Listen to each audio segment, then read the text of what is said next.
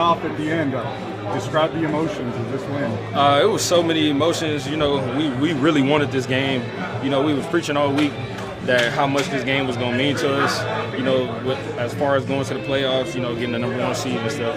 But man, that was one of them games. You know, this playoff ball.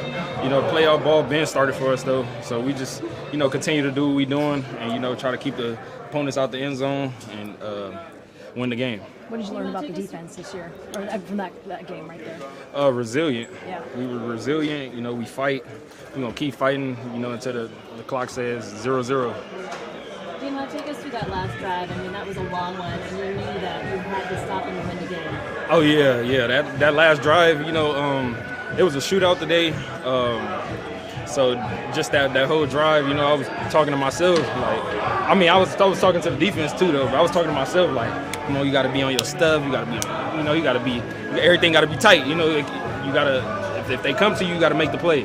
You know, and the rush was getting after him. You know, he couldn't find the guy. You know, and defense, you know, finished it off. With all that you guys have been through, especially on defense, the injuries, how does it feel to have that final game coming down to the season, the last game of the season, for not only the division but the #1 seed in the NFC?